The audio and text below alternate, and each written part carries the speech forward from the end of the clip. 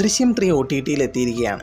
ഇന്ന് പറയാൻ പോകുന്നത് കുറച്ച് ഹിഡൻ ഡീറ്റെയിൽസും സിനിമയിലെ കുറച്ചധികം ഈവൻറ്റുകളുടെ എക്സ്പ്ലനേഷനുമാണ്. ജോർജ് കുട്ടിയും വിനയചന്ദ്രനും ചേർന്ന് എഴുതി പബ്ലിഷ് ചെയ്ത ദൃശ്യം എന്ന നോവലിൽ അവസാനം പോലീസ് സ്കെൽട്ടൻ കണ്ടെത്തുന്നതും കൃഷ്ണകുമാർ ആ കുറ്റം ഏറ്റെടുത്ത് ജയിലിൽ പോകുന്നതുമായിരുന്നു കഥ.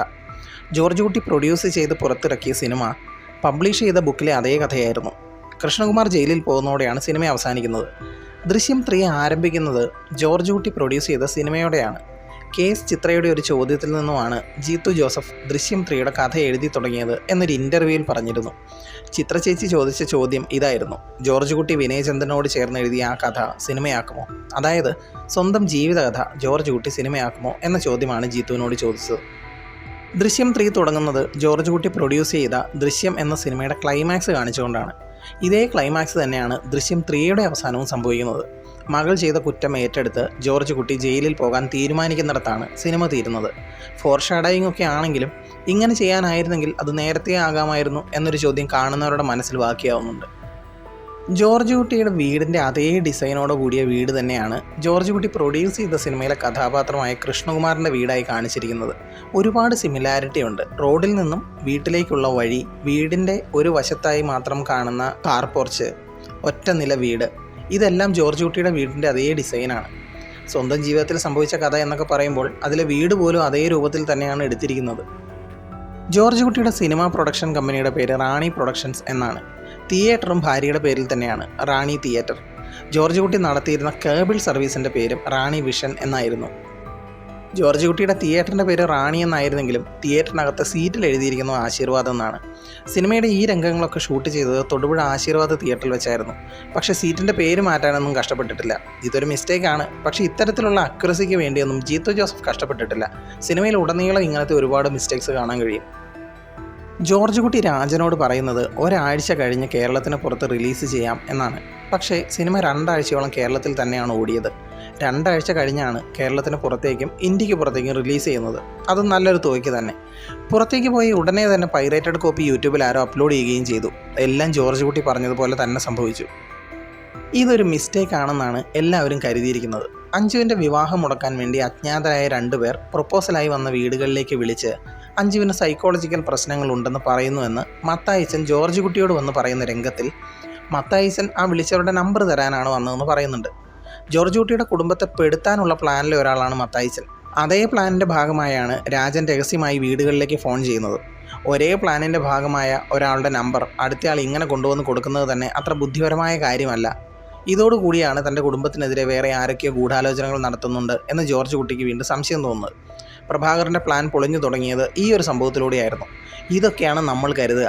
പക്ഷേ ഇതിലെ യാഥാർത്ഥ്യം എന്താണെന്ന് വെച്ചാൽ രാജനും ശാന്തിയും ചേർന്ന് കല്യാണം മുടക്കാൻ വിളിക്കുന്നത് പ്രഭാകരൻ്റെ പ്ലാനിലുണ്ടായിരുന്ന കാര്യമായിരുന്നില്ല. പ്രഭാകരൻ്റെ പ്ലാനിൽ ആദ്യം രാജൻ ഉണ്ടായിരുന്നില്ല. രാജൻ അയാളുടെ പക തീർക്കാൻ വേണ്ടിയാണ് കല്യാണം മുടക്കിക്കൊണ്ടിരുന്നത്. രാജനെ ജോർജ് കുട്ടി തിരിച്ചറിഞ്ഞതിന് ശേഷമാണ് രാജൻ സഹദേവൻ്റെയും പ്രഭാകരൻ്റെയും കൂടെ കൂടുന്നത്. അപ്പോൾ മത്തായിച്ചൻ നമ്പർ കൊണ്ടുവന്ന് കൊടുക്കുന്നത് ഒരബദ്ധമല്ല. ഫോറൻസിക് സർജൻ്റെ ഓഫീസിലെ സെക്യൂരിറ്റി ആയിരുന്ന രാജൻ്റെയും കുടുംബത്തിൻ്റെയും കഥ. ജോർജ് കുട്ടി അഞ്ജുവിൻ്റെ കല്യാണം മുടക്കുന്നവരുടെ ഫോൺ നമ്പർ സുരേഷ് ബാബു സാറിൻ്റെ കയ്യിൽ കൊടുത്ത് ഡീറ്റെയിൽസ് എടുപ്പിക്കുന്നുണ്ട്. സുരേഷ് സാർ പറയുന്നത് ആ 2 നമ്പറുകളും മരിച്ചുപോയ 2 തമിഴന്മാരുടെ പേരിലാണ് എന്നാണ്. ആ നമ്പറുകൾ ആക്റ്റീവ് ആകുന്നത് ജോർജ് കുട്ടിയുടെ വീടിനടുത്ത് വെച്ചുമാണ്. നിലവിൽ ഈ 2 നമ്പറുകളും മാറി മാറിയിട്ട് വിളിക്കുന്നത് ഒരു ഫോൺ ഉപയോഗിച്ചാണ്. ആ ഫോണിൽ 1 വർഷം മുമ്പ് മറ്റൊരു നമ്പറായിരുന്നു ഉണ്ടായിരുന്നത്. ഇപ്പോൾ ആ നമ്പർ പുതിയ ഫോണിലേക്ക് മാറിയിട്ടുണ്ട്. കൂടുതൽ വിവരങ്ങൾ പറയുമ്പോൾ തമിഴന്മാരുടെ സിം ഇടുന്നത് രാജൻ്റെ ഭാര്യയുടെ പഴയ ഫോണിലേക്കാണെന്ന് മനസ്സിലാവും. ജോർജ് കുട്ടി രാജൻ്റെ വീട്ടിലേക്ക് ചെല്ലുമ്പോൾ അവിടെ വെച്ചുണ്ടാകുന്ന വഴക്കിൽ നിന്നും രാജൻ ചതിക്കുകയായിരുന്നു എന്നും മനസ്സിലാവും. ഈ ഒരു ഭാഗത്തിൻ്റെ എഴുത്ത് വളരെ ലോജിക്കലായി എനിക്ക് തോന്നി. ശാന്തി പറയുന്നത് രാജൻ്റെ ജോലി നഷ്ടപ്പെട്ടു, പട്ടിണിയിലായി, മകളുടെ പഠനം ഉപേക്ഷിക്കേണ്ടി വന്നു, കുട്ടി ആത്മഹത്യക്ക് ശ്രമിച്ചു, അപ്പോഴൊക്കെ ജോർജ് കുട്ടി സഹായിക്കും എന്ന് കരുതി രാജൻ കാത്തിരുന്നു എന്നാണ്. സിനിമയുടെ കഥ നടക്കുന്നത് ദൃശ്യം 2ന് ശേഷം 2 വർഷങ്ങൾക്ക് ശേഷമാണ്. ടൈം ലൈൻ നോക്കിയാൽ രാജൻ്റെ ജോലി നഷ്ടപ്പെട്ടിട്ടും 2 വർഷമായി. ആദ്യത്തെ 1 വർഷം രാജൻ്റെ വീട്ടിൽ ഒരുപാട് അനിഷ്ട സംഭവങ്ങൾ നടന്നു. ശേഷം രാജൻ ജോർജ് കുട്ടിയെ ചതിക്കാൻ കൂടി. രാജൻ്റെ ഭാര്യയുടെ ഫോൺ മാറ്റി പുതിയത് വാങ്ങി. രാജൻ ഫോറൻസിക് സർജൻ്റെ ഓഫീസിലെ സെക്യൂരിറ്റി ആയിരുന്ന സമയത്ത് അവിടെ എത്തിയ 2 അനാഥ ശവങ്ങളുടെ കൂടെ ഉണ്ടായിരുന്ന ഫോണിൽ നിന്ന് 2 പഴയ സിമ്മുകൾ സംഘടിപ്പിക്കുന്നു. പഴയ ഫോണിൽ ഈ സിമ്മുകൾ ഇടുന്നു. ഫോൺ സ്വിച്ച് ഓഫ് ആക്കി വയ്ക്കുന്നു. ഈ ഒരു വർഷത്തിനുള്ളിൽ ജോർജ് കുട്ടി സിനിമ പിടിക്കുന്നു. സിനിമയിൽ രാജന് ഒരു ചെറിയ വേഷം കൊടുക്കുന്നു. ഇതിനിടയിൽ അഞ്ജുവിന് വരുന്ന കല്യാണാലോചനകളുടെ കോൺടാക്ട് നമ്പർ കൂടുതൽ കാര്യങ്ങൾ അന്വേഷിക്കാനായി ജോർജ് കുട്ടി തന്നെ രാജന് കൊടുക്കുന്നു. രാജൻ പഴയ ഫോൺ ഓൺ ചെയ്ത് ഈ നമ്പറുകളിലേക്ക് വിളിച്ച് അഞ്ജുവിന് സൈക്കോളജിക്കൽ പ്രശ്നങ്ങളുണ്ടെന്ന് പറഞ്ഞ് കല്യാണം മുടക്കുന്നു. ഇതാണ് സംഭവിച്ചത്. തിരുവനന്തപുരം പോകാനായി ജോർജ് കുട്ടി റെഡിയായി ഇറങ്ങുമ്പോൾ അനു TV കാണുന്ന രംഗമായിരുന്നു. അപ്പോൾ TV ഓടിക്കൊണ്ടിരുന്നത് ജീത്തു ജോസഫ് തന്നെ സംവിധാനം ചെയ്ത പ്രണവ് മോഹൻലാലിൻ്റെ സിനിമയായ ആദിയായിരുന്നു. ആ സിനിമയിൽ ഒരു ഗസ്റ്റ് റോളിൽ മോഹൻലാലും ഉണ്ടായിരുന്നു. സത്യത്തിൽ രാജൻ്റെ ജോലി പോയത് എങ്ങനെയായിരുന്നു എന്നത് പലരുടെയും സംശയമായിരുന്നു. ജോർജ് കുട്ടിയാണ് ഫോറൻസിക് ഓഫീസിൽ പോയതെന്നും അവിടെ വെച്ച് വരുണൻ്റെ യഥാർത്ഥ അസ്ഥികൂടം മാറ്റി മറ്റൊരാളുടെ വെച്ചുവെന്നും പറയുന്നതിന് തെളിവില്ല. പക്ഷേ യാഥാർത്ഥ്യം എല്ലാവർക്കും അറിയാം. രാജൻ്റെ ജോലി പോകാൻ കാരണം ഫോറൻസിക് സർജൻ്റെ ഓഫീസിൽ അനുവാദമില്ലാതെ മറ്റൊരാളെ കയറ്റിയതിനാണ്. ഈ ഒരു കാരണം ധാരാളമാണ് ജോലി പോകാൻ. പക്ഷേ അങ്ങനെ ജോലി പോയ രാജൻ ആ നിമിഷം തന്നെ ജോർജ് കുട്ടിയെ ഒറ്റേണ്ടതായിരുന്നു. രാത്രി ഇവിടെ വന്നത് ജോർജ് കുട്ടിയായിരുന്നു എന്ന് രാജൻ തുറന്നു പറഞ്ഞിരുന്നെങ്കിൽ പോലീസ് ജോർജ് കുട്ടിയെയും പൊക്കിയേനെ. രാജൻ ജോർജ് കുട്ടിയെ കാണിച്ചു കൊടുക്കാതിരുന്നത് സ്വന്തം കുടുംബത്തെ ഓർത്തിട്ടും എന്നെങ്കിലും ജോർജ് കുട്ടി തന്നെ സഹായിക്കും എന്നും കരുതിയാണ്. ജോർജ് കുട്ടിയും റാണിയും കാറിൽ പോകുമ്പോൾ ഒരു ഫോൺ കോൾ വരുന്നുണ്ട്. റോഷി എന്നാണ് വിളിച്ചയാളുടെ പേര്. GCC കളക്ഷൻസിനെ കുറിച്ചൊക്കെ സംസാരിക്കുന്ന കൂട്ടത്തിൽ ജോർജ് കുട്ടി പറഞ്ഞതനുസരിച്ച് അവരെക്കുറിച്ച് അന്വേഷിച്ചിരുന്നു എന്നും റോഷി പറയുന്നുണ്ട്. പിന്നെ ചേട്ടൻ എന്നൊരു പയ്യനെ കുറിച്ച് അന്വേഷിക്കാൻ പറഞ്ഞില്ലേ, അവിരാജ് ചാക്കോ. ഈ റോഷി എന്നയാളുടെ ശബ്ദം സിനിമയുടെ ഡയറക്ടറായ ജീത്തു ജോസഫിൻ്റെതാണ്. ഇതൊരു മിസ്റ്റേക്കാണ്. 35 ലിറ്റർ ആസിഡ് ഉപയോഗിച്ച് 2 മണിക്കൂർ കൊണ്ട് 17-18 വയസ്സുള്ള ഒരു പുരുഷ അസ്ഥികൂടം പൂർണ്ണമായും ദ്രവിപ്പിച്ച് കളഞ്ഞു എന്നത് പ്രാക്ടിക്കലി അത്രയ്ക്കങ്ങ് വിശ്വസിക്കാൻ കഴിയില്ല. അതിന് കാരണം ജോർജ് കുട്ടി 35 ലിറ്റർ ആസിഡ് വാങ്ങിക്കുന്നത് തൊട്ടടുത്ത ടൗണിലെ കടയിൽ നിന്നുമാണെന്ന് പറയുന്നുണ്ട്. റബ്ബർ കർഷകർ ഉപയോഗിക്കുന്നത് ഫോമിക് ആസിഡാണ്. അതും കൂടിയ കോൺസെൻട്രേഷനുള്ള ഒന്നും കടകളിൽ കിട്ടില്ല. കിട്ടുന്നത് ഇൻഡസ്ട്രി ലെവൽ കോൺസെൻട്രേഷൻ മാത്രമേ കാണൂ. 6 വർഷത്തോളം മണ്ണിൽ കിടന്ന് ദ്രവിച്ച അസ്ഥികൂടം ആയിരുന്നാൽ പോലും ഈ ഫോമിക് ആസിഡ് ഉപയോഗിച്ച് പൂർണ്ണമായും ദ്രവിപ്പിച്ച് കളയാൻ കഴിയില്ല. പക്ഷേ ഇതേ സമയം ജോർജ് കുട്ടി ഉപയോഗിച്ചത് ലബോറട്ടറി ലെവൽ കൂടിയ കോൺസെൻട്രേഷനുള്ള സൾഫ്യൂരിക് ആസിഡോ ഹൈഡ്രോക്ലോറിക് ആസിഡോ ഹൈഡ്രോഫ്ലൂറിക് ആസിഡോ ഒക്കെ ഉപയോഗിച്ചാൽ ഏതാണ്ടൊക്കെ സ്കെൽട്ടൻ ദ്രവിപ്പിക്കാം. പക്ഷേ ഈ ആസിഡൊന്നും തൊട്ടടുത്ത കടകളിൽ കിട്ടില്ല. എന്നാൽ ഈ ദ്രവിപ്പിച്ച സ്ഥലം കണ്ടെത്തിയാൽ അവിടെ നിന്നും ഫോറൻസിക് തെളിവുകൾ വളരെ എളുപ്പത്തിൽ കിട്ടും. അതേസമയം ഇതൊക്കെ ചെയ്താലും രക്ഷപ്പെടാനുള്ള സാധ്യത എന്നത് ഹൈ ഡെൻസിറ്റി പോളിയെഥിലീൻ്റെ പാത്രത്തിൽ ഓരോ അസ്ഥികളായിട്ട് ആസിഡ് ഒഴിച്ച് മാക്സിമം ദ്രവിപ്പിച്ച് ബാക്കിയുള്ളത് വല്ല പുഴയിലും ഒഴുക്കുക എന്നതാണ്. മറ്റൊരു തെറ്റ് ഈ രംഗത്തിലാണ്. ജോർജ് കുട്ടി ആൻറ്റിസിപ്പേറ്ററി ബെയിൽ അഥവാ മുൻകൂർ ജാമ്യത്തിന് അപ്ലൈ ചെയ്യുന്നതും തുടർന്നുള്ള സംഭവങ്ങളും. ജോർജ് കുട്ടിക്കെതിരായ കേസ് വരുൺ മർഡർ കേസാണ്. ചേർത്തിട്ടുള്ള വകുപ്പ് IPC 302 ആണ്. അതായത് ശിക്ഷിക്കപ്പെട്ടാൽ ജീവപര്യന്തം അഥവാ 14-20 വർഷം ഒക്കെ തടവ് അല്ലെങ്കിൽ തൂക്കുകയറോ കിട്ടാവുന്ന ശിക്ഷ. ദൃശ്യം 2ൻ്റെ അവസാനം ജോർജ് കുട്ടിയുടെ വക്കീൽ പറയുന്നതനുസരിച്ച് ഹൈക്കോടതിയിൽ പോയി കേസ് റദ്ദാക്കാനുള്ള നീക്കത്തിന് കുടുംബം ശ്രമിക്കുകയാണെന്നാണ്. ദൃശ്യം 3യുടെ ആദ്യം വക്കീൽ പറയുന്നുണ്ട് കേസ് ഹൈക്കോടതി റദ്ദാക്കിയെന്ന്. പുതിയ തെളിവുകൾ വന്നാൽ പോലീസിന് ഈ കേസ് വീണ്ടും ഓപ്പൺ ചെയ്യാമെന്നും പറയുന്നുണ്ട്. അഞ്ജുവിൻ്റെ കല്യാണം തടയാൻ വേണ്ടി പ്രഭാകറും സഹദേവനും ഒക്കെ ചേർന്ന് കുറേ തെളിവുകൾ ഉണ്ടാക്കി കേസ് ഓപ്പൺ ചെയ്ത് ജോർജ് കുട്ടിയെയും കുടുംബത്തെയും ചോദ്യം ചെയ്യാനായി അറസ്റ്റ് ചെയ്യാനായിരുന്നു പ്ലാൻ. എന്നാൽ മുൻകൂർ ജാമ്യത്തിന് അപേക്ഷിക്കുന്നത് പോലീസ് ഈ കേസ് വീണ്ടും അന്വേഷിക്കുന്നുണ്ടോ, വീണ്ടും ഓപ്പൺ ചെയ്തോ എന്നൊക്കെ അറിയാനായിരുന്നു. മുൻകൂർ ജാമ്യാപേക്ഷയുടെ ഭാഗമായി കോടതിയിൽ നിന്നും പോലീസ് സ്റ്റേഷനിലേക്ക് വരുൺ മർഡർ കേസിൻ്റെ നിലവിലെ അവസ്ഥയെക്കുറിച്ച് അന്വേഷിച്ചുകൊണ്ടുള്ള നോട്ടീസിന് മറുപടിയായി പോലീസ് സ്റ്റേഷനിൽ നിന്നും പോയ റിപ്പോർട്ട് പ്രകാരം കുടുംബത്തെ അറസ്റ്റ് ചെയ്യാൻ നീക്കമൊന്നും പോലീസിനില്ല എന്നായിരുന്നു. അതോടെ മുൻകൂർ ജാമ്യാപേക്ഷ കോടതി നിരസിച്ചു. കാരണം പോലീസ് കേസ് വീണ്ടും ഓപ്പൺ ചെയ്തിട്ടില്ല. അതുകൊണ്ട് മുൻകൂർ ജാമ്യം എടുക്കേണ്ട ആവശ്യമില്ല. എന്നാൽ ഇതിനെല്ലാം ശേഷം പോലീസ് കേസ് റീഓപ്പൺ ചെയ്യുകയും ജോർജ് കുട്ടിയെയും കുടുംബത്തെയും ചോദ്യം ചെയ്യാനായി കൂട്ടിക്കൊണ്ടുപോകാനും എത്തി. അപ്പോൾ ജോർജ് കുട്ടി കൊടുക്കുന്ന കോർട്ട് ഓർഡറിൽ ഉണ്ടായിരുന്നത് 41A നോട്ടീസ് ഇഷ്യൂ ചെയ്യാതെ കേസുമായി ബന്ധപ്പെട്ട് ആരെയും അറസ്റ്റ് ചെയ്യാനോ സ്റ്റേഷനിൽ ഹാജരാക്കാനോ പറയാൻ പാടില്ല എന്നായിരുന്നു. ഈ 41A CRPC എന്നത് ഒരു കേസ് അന്വേഷണത്തിനോടനുബന്ധിച്ച് ഒരു വ്യക്തിയെ ഇമ്മീഡിയറ്റായി കസ്റ്റഡിയിൽ എടുക്കുന്നതിന് പകരം അവരോട് ഒരു നിശ്ചിത ദിവസം കേസുമായി ബന്ധപ്പെട്ട പോലീസ് സ്റ്റേഷനിൽ ഓഫീസറുടെ മുൻപിൽ ഹാജരാവാൻ നിർദ്ദേശിച്ചുകൊണ്ടുള്ള അറിയിപ്പ് കൊടുക്കുന്നതാണ്. കേസിൽ ചേർത്തിരിക്കുന്ന വകുപ്പുകളുടെ ശിക്ഷ 7 വർഷത്തിൽ കുറവാണെങ്കിൽ മാത്രമേ ഇങ്ങനെയൊരു നോട്ടീസ് ഇഷ്യൂ ചെയ്യേണ്ട കാര്യമുള്ളൂ. അല്ലാത്ത പക്ഷം ഇമ്മീഡിയറ്റായി കസ്റ്റഡിയിൽ എടുക്കാവുന്നതാണ്. ജോർജ് കുട്ടിക്കെതിരെ ചേർത്ത വകുപ്പ് IPC 302 ആയിരുന്നു. ശിക്ഷ 14 മുതൽ 20 വർഷം വരെ ആകാവുന്നത്. ഇങ്ങനെയുള്ള കേസുകളിൽ 41A നോട്ടീസ് ഇല്ലാതെ തന്നെ പോലീസ് കസ്റ്റഡിയിൽ എടുക്കാവുന്നതാണ്. പ്രാക്ടിക്കൽ സെൻസിൽ ഈ 41A നോട്ടീസ് വേണമെന്ന് പറയുന്നത് വർക്കാവാൻ സാധ്യതയില്ല. പക്ഷേ ഹൈക്കോർട്ട് റദ്ദാക്കിയ കേസായതുകൊണ്ടും പുതിയതായി ലഭിച്ച തെളിവുകൾ എന്താണെന്ന് കോടതിക്ക് അറിയാത്തതുകൊണ്ടും അങ്ങനെയൊരു തെളിവ് പെട്ടെന്ന് കൊണ്ടുവരുന്നത് കോടതിക്ക് വലിയ വിശ്വാസം ഇല്ലാത്തതുകൊണ്ടുമൊക്കെ ചിലപ്പോൾ കോടതി 41A നോട്ടീസ് വേണമെന്നുള്ള ജോർജ് കുട്ടിയുടെ ആവശ്യം അംഗീകരിച്ചതുമാവും. പക്ഷേ ഇത് കൃത്യതയില്ലാത്ത ഒരു കാര്യമാണ് സിനിമയിൽ പറയുന്നത്. ഉള്ളത് പറഞ്ഞാൽ IG തോമസ് ബാസ്റ്റൻ സിനിമയിൽ പറയുന്ന ഒരു ഡയലോഗുണ്ട്, നമ്മുടെ സിസ്റ്റത്തിൽ സൊല്യൂഷൻസിനേക്കാൾ കൂടുതൽ ലൂപ്പ് ഹോളുകളാണെന്ന്. ദൃശ്യം സിനിമയിൽ ജോർജ് കുട്ടി പലപ്പോഴും രക്ഷപ്പെടുന്നത് സിനിമ കണ്ടുകൊണ്ടുള്ള അറിവ് വെച്ചാണ്. പക്ഷേ ദൃശ്യം സിനിമാ ഫ്രാഞ്ചൈസിയിലെ 3 സിനിമകളിൽ പറയുന്ന ഭൂരിഭാഗം കാര്യങ്ങളിലും സാമാന്യത്തിലധികം വ്യക്തത കുറവുള്ളതുകൊണ്ട് ഈ സിനിമകൾ കണ്ട ആരും അറിവ് വർദ്ധിപ്പിക്കാൻ ശ്രമിക്കരുത്. ഒട്ടും വ്യക്തതയില്ലാത്ത പ്രഭാകരൻ്റെയും സഹദേവിൻ്റെയും 2 വർഷത്തെ പ്ലാൻ. പക്ഷേ ഈ പ്ലാൻ ഒട്ടും മോശവുമല്ല. ഞാൻ ആദ്യം ഈ പ്ലാൻ എന്താണെന്നും ഇതിലെ തെറ്റെന്താണെന്നും പറയാം. അതിനുശേഷം ദൃശ്യം യൂണിവേഴ്സിൽ ഈ പ്ലാൻ കൃത്യമായി വർക്കാവുന്നത് എങ്ങനെയാണെന്നും പറയാം. പ്രേക്ഷകനെ പൂർണ്ണമായും കൺവിൻസ് ചെയ്യിക്കാൻ ഈ പ്ലാനിന് കഴിഞ്ഞിട്ടില്ല എന്നതാണ് വാസ്തവം. പക്ഷേ പ്രാക്ടിക്കൽ സെൻസിൽ ഇത് 100% വർക്കാവുന്ന പ്ലാനാണ്. കല്യാണം കഴിഞ്ഞ് അഞ്ജുവും അവിരയും ഒരു റിസോർട്ടിലേക്ക് പോകുന്നു. കോട്ടേജിൽ വെച്ച് അവിര അഞ്ജുവിനെ മയക്കുമരുന്ന് കൊടുത്ത് ഉറക്കി കിടത്തുന്നു.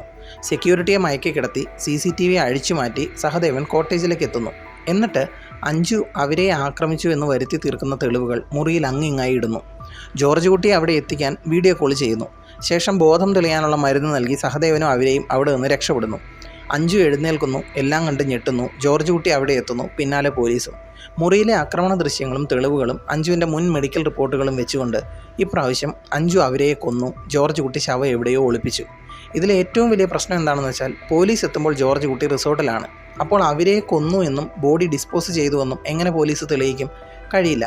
ഇനി ജോർജ് കുട്ടി പോലീസ് എത്തുന്നതിന് ഒരുപാട് നേരത്തെ റിസോർട്ടിലെത്തി അവരുടെ ബോഡി ഡിസ്പോസ് ചെയ്ത് വീണ്ടും തിരികെ വന്ന് മകളെ കൂട്ടിക്കൊണ്ടുപോകാൻ ശ്രമിക്കുന്നതിനിടയിൽ പോലീസ് വന്ന് പിടികൂടി എന്നാണെങ്കിൽ ബോഡി കൊണ്ടുപോകുമ്പോൾ അവിടെ നിന്ന് അഞ്ജുവിനെയും രക്ഷപ്പെടുത്തി കൊണ്ടുപോകേണ്ടതല്ലേ?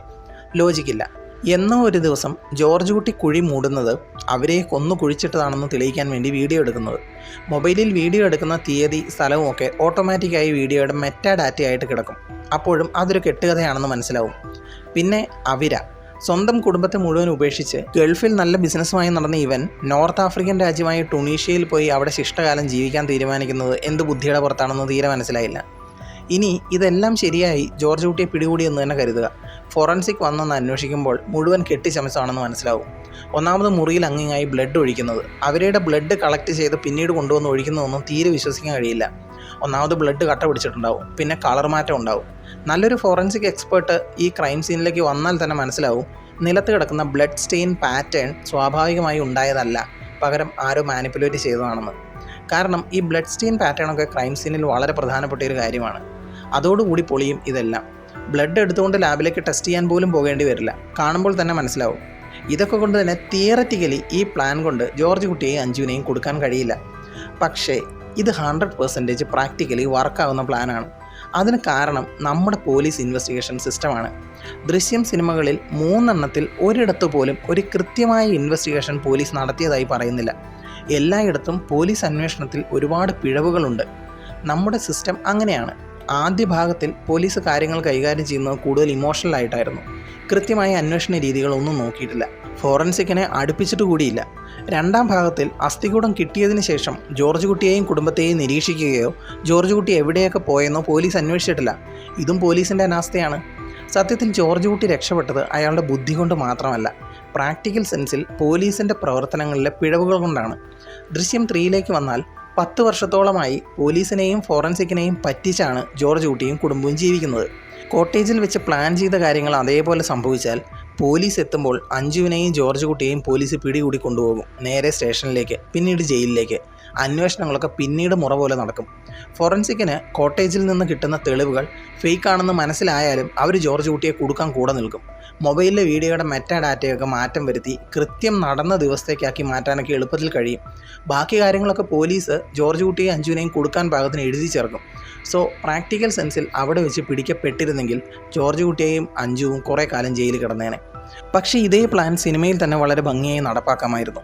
പിഴവുകളുണ്ടെങ്കിലും ഞാനൊരു ആൾട്ടർനേറ്റീവ് പ്ലാൻ പറയാം. ക്രൈം നടന്നു എന്ന് പോലീസിനെ മനസ്സിലാക്കിക്കുക, അഞ്ജുവിനെ പോലീസ് പിടികൂടുന്നു. കൂടുതൽ ഫോറൻസിക് അന്വേഷണങ്ങളൊന്നും നടത്താതെ തന്നെ കേസ് ക്ലോസ് ചെയ്യുന്നു. അതിന് ഈ അവരെ നാട് വിടേണ്ട കാര്യമൊന്നും ഉണ്ടായിരുന്നില്ല. അഞ്ജുവിനെ ബോധം കെടുത്തിയതിന് ശേഷം അവരുടെ ദേഹത്ത് കുറച്ച് മുറിവൊക്കെ ഉണ്ടാക്കി അവിടെ ചോരയൊക്കെ വീഴ്ത്തി പോലീസ് വരുന്നതുവരെ അവിടെ ഇരുന്നിട്ട് പോലീസിന് നേരിട്ട് മൊഴി കൊടുക്കുക. വിക്ടിം നേരിട്ട് പറയുന്നു, പോലീസ് അഞ്ജുവിനെ പിടികൂടുന്നു. കൂടുതൽ അന്വേഷണങ്ങളൊന്നും ആദ്യഘട്ടത്തിൽ നടക്കില്ല. അഞ്ജുവിനെ തൂക്കിക്കൊണ്ടുപോയേനെ. ഈ പ്ലാനിൽ സംശയമുണ്ടെന്ന് കരുതുന്നവർ ഒന്ന് ശ്രദ്ധിക്കുക. ഇതേ പ്ലാനാണ് ജോർജ് കുട്ടി നടപ്പിലാക്കിയത്. അഞ്ജുവിൻ്റെ ദേഹത്ത് മുറിവുകളും ചതവുകളും ഉണ്ടാക്കി അഞ്ജു പറഞ്ഞത് സഹദേവൻ്റെ പേര്. പക്ഷേ റൂമിലെ ഫോറൻസിക് തെളിവുകൾ ശേഖരിച്ചാൽ ആ കത്തിയിൽ ആകെ ഉണ്ടാവുക ജോർജ് കുട്ടിയുടെയും അഞ്ജുവിൻ്റെയും വിരലടയാളങ്ങൾ മാത്രം. സഹദേവൻ ഗ്ലൗസ് ഉപയോഗിച്ചു എന്ന് പറഞ്ഞാലും അതിലെങ്ങനെ ജോർജ് കുട്ടിയുടെ വിരലടയാളം കാണും? അയാൾ അതിനകത്തേക്ക് കയറുന്നത് പോലീസ് വരുമ്പോൾ മാത്രമാണ്. പിന്നെ blood stain pattern, colour variation, clotting condition, ഇതൊക്കെ നോക്കിയാൽ ഫോറൻസിക്കിന് കാര്യങ്ങൾ മനസ്സിലാവും. പക്ഷേ പ്രാക്ടിക്കൽ സെൻസിൽ പോലീസ് ചെയ്തത് എന്താണ്? നേരെ വരുന്നു, അഞ്ജുവിൻ്റെ ഡീറ്റെയിൽ ആയിട്ടുള്ള മൊഴിയെടുക്കുന്നു, സഹദേവനെതിരെ കേസ്. വേറെ അന്വേഷണങ്ങളൊന്നും നടത്തിയിട്ടില്ല. ഇതാണ് പോലീസിനുള്ള പ്രായോഗിക പ്രശ്നങ്ങൾ. അതായത് ജോർജ് കുട്ടി അഞ്ജുവിനെ മുറിവേൽപ്പിച്ചതുപോലെ സഹദേവൻ അവരെ മുറിവേൽപ്പിച്ച് അഞ്ജുവിൻ്റെ തലയിലേക്ക് കെട്ടിവെച്ചാൽ മതിയായിരുന്നു. Case close. ജോർജ് കുട്ടി കോട്ടേജിലേക്ക് വണ്ടി ഓടിച്ചു പോകുമ്പോൾ ഇടയ്ക്ക് മനസ്സിലേക്ക് വരുന്ന സിനിമാ രംഗങ്ങൾ ഏതൊക്കെയാണെന്ന് നോക്കാം. ഇത് 2021 ഇറങ്ങിയ നായാട്ട്, ഇത് 2024 ഇറങ്ങിയ തലവൻ. ഇത് രണ്ടുമാണ് കൃത്യമായി മനസ്സിലാകുന്ന രണ്ട് വിഷ്വൽസ്. പക്ഷേ ഇതിനിടയിൽ കാണിക്കുന്ന ഒരു വിഷ്വലിൽ, ഈ ചെറിയൊരു ഷോട്ടിൽ മാത്രം ഡയലോഗ് ഒരു സിനിമയുടെയും വിഷ്വൽ മറ്റേതോ സിനിമകളുടേതുമാണ്. കേസ് പഠിച്ചപ്പോഴേ മനുവിന്റെ ശിക്ഷ ഞാൻ മനസ്സിൽ കണ്ടു. അത്രയ്ക്ക് സ്ട്രോങ് ആയിരുന്നു ഓരോ തെളിവുകളും സാക്ഷികളും. അതിൽ തന്നെ ഈ രംഗം ഏത് സിനിമയിലേതാണെന്ന് എനിക്ക് കണ്ടെത്താൻ കഴിഞ്ഞില്ല. പക്ഷെ തുടർന്ന് വരുന്ന റഹ്മാൻ കത്തിപിടിച്ച് നിൽക്കുന്ന സീൻ 2000 ഇറങ്ങിയ ഡ്രീംസ് എന്ന സിനിമയിൽ നിന്നാണ്. ഇതിന്റെ ബാക്ക്ഗ്രൗണ്ടിൽ കേൾക്കുന്ന ഡയലോഗ്, കേസ് പഠിച്ചപ്പോഴേ മനുവിന്റെ ശിക്ഷ ഞാൻ മനസ്സിൽ കണ്ടു. അത്രയ്ക്ക് സ്ട്രോങ് ആയിരുന്നു ഓരോ തെളിവുകളും സാക്ഷികളും, നരിമാൻ എന്ന സിനിമയിലേതാണ്. കേസ് പഠിച്ചപ്പോഴേ മനുവിന്റെ ശിക്ഷ ഞാൻ മനസ്സിൽ കണ്ടു. അത്രയ്ക്ക് സ്ട്രോങ് ആയിരുന്നു ഓരോ തെളിവുകളും സാക്ഷികളും. ദൃശ്യം 2-ലേതുപോലെ തന്നെ ഇവിടെയും ഇൻവെസ്റ്റിഗേഷൻ ഭാഗങ്ങൾ ഒട്ടും തൃപ്തികരമല്ലാത്ത രീതിയിലാണ് എഴുതിയിരിക്കുന്നത്. പിന്നെ ഇവിടെ അതെല്ലാം യുക്തിസഹമായി തോന്നാൻ ഒരു കാരണം, ജോർജ് കുട്ടിക്കെതിരായി അന്വേഷണങ്ങൾ നടത്തുന്നത് പോലീസോ പോലീസ് സംവിധാനങ്ങളോ ഉപയോഗിച്ചല്ല എന്നതാണ്. ആകെയുള്ളത് ഇടയ്ക്കിടെ IG തോമസ് ബാസ്റ്റൻ കൊടുക്കുന്ന നിയമോപദേശങ്ങൾ മാത്രം. ആദ്യ ഭാഗങ്ങളിൽ നാട്ടിലിറങ്ങി സോഷ്യലൈസ് ചെയ്ത് ജീവിച്ചിരുന്ന ജോർജ് കുട്ടിയുടെ ജീവിതം ആകെ മാറി മറിഞ്ഞിരിക്കുന്ന ഇവിടെ കാണാൻ കഴിയുന്നുണ്ട്. ഒരുപാട് രംഗങ്ങളിൽ ലാലേട്ടൻ്റെ അഭിനയം വിസ്മയിപ്പിക്കുന്നതാണ്. ജോർജ് കുട്ടി എന്ന കഥാപാത്രത്തിൻ്റെ ഇമോഷണൽ സൈഡ് ഏറ്റവും കൂടുതൽ കണ്ടത് ഇവിടെയായിരുന്നു. സിനിമയിൽ വന്നു പോകുന്ന ഒട്ടുമിക്ക കഥാപാത്രങ്ങളുടെയും മുൻ സിനിമകളിൽ നിന്നുള്ള മാറ്റം അംഗീകരിക്കാൻ ബുദ്ധിമുട്ടുണ്ടായിട്ടുണ്ടെങ്കിലും മുരളി ഗോപിയുടെ IG തോമസ് ബാസ്റ്റൻ വളരെയധികം മികച്ച രീതിയിലാണ് എഴുതിയിരിക്കുന്നതും പ്രസൻറ്റ് ചെയ്തിരിക്കുന്നതും. പ്രത്യേകിച്ച് സഹദേവൻ്റെ ഏറ്റുപറച്ചിൽ വീഡിയോ കാണിച്ച് പ്രഭാകരനെയും IG-യെയും ജോർജ് കുട്ടി ഭീഷണിപ്പെടുത്തുന്ന സീനിൽ IG ഒട്ടും ഭയപ്പെടാതെ വളരെ ലാഘവത്തോടെയാണ് സഹദേവൻ്റെ ആ വീഡിയോയെ കാണുന്നത് എന്ന് പ്രേക്ഷകന് മനസ്സിലാവും. അതോടൊപ്പം IG കരുതിയതുപോലെ തന്നെ ജോർജ് കുട്ടി ഒരുപടി മുൻപിലാണ് എന്നറിഞ്ഞുകൊണ്ടുള്ള ആശ്ചര്യവും ആ മുഖത്ത് കാണാമായിരുന്നു. ഒരു കുറ്റവും കുറവും പറയാൻ കഴിയാത്ത കൃത്യമായ മീറ്ററിലുള്ള പ്രകടനം. IG തോമസ് ബാസിൻ്റെ ഡയലോഗ്സൊക്കെ മുരളി ഗോപി തന്നെയാണ് എഴുതിയതെന്ന് തോന്നുന്നു. ഇത്രയുമൊക്കെ അവ്യക്തതകളും ലൂപ്പ് ഹോളുകളും ഒക്കെ ഉണ്ടായിട്ടും സിനിമ എനിക്ക് പേഴ്സണലി ഇഷ്ടപ്പെട്ടു. 2 പ്രാവശ്യം തിയേറ്ററിൽ നിന്ന് കാണുകയും ചെയ്തിരുന്നു. കൂടുതൽ സിനിമാ വിശേഷങ്ങൾക്കായി ചാനൽ സബ്സ്ക്രൈബ് ചെയ്യൂ. Thanks for watching. Bye bye guys.